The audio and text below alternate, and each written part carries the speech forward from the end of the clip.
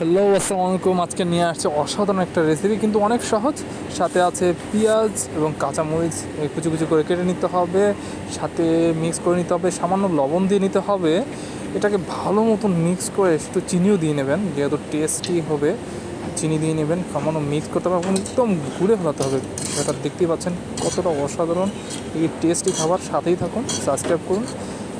একটু তেল নেবেন, সাথে তেলটা ভালো মতো প্যানের সব জায়গায় মিক্স করে নেবেন, যাতে সব জায়গায় প্যানটা পুরোটা তেলে বিবরণ থাকে।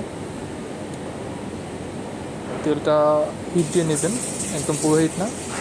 পরবর্তীতে আগুনটা মৃদু করে দেবেন, কারণ এটা সিদ্ধ হওয়া লাগবে। দেখতে পাচ্ছেন এটার নাম হলো চাপড়ি পিঠা, কিন্তু এর সাথে এটার টেস্টটা বাড়ানোর জন্য আমি কিছু করেছি, তো আপনার হাত থেকে দেখুন। একটু এক্সট্রা কিছু দিয়েছি। এটা হালকা সিদ্ধ হয়ে গেলে উপরে আমি ডিম দিয়ে দিচ্ছি, ডিমটা একদম উপরে পুরোপুরি লেপে দিয়েছি।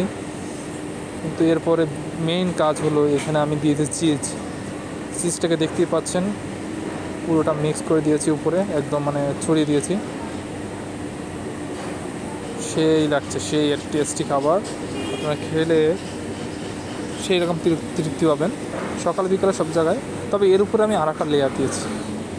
তো এই লেয়ারটা দেওয়ার পরে আপনি আগুনটাকে অল্প জাল দিয়ে ঢেকে দিবেন। ঢেকে দেওয়ার পর ঠিক এমনটা হবে।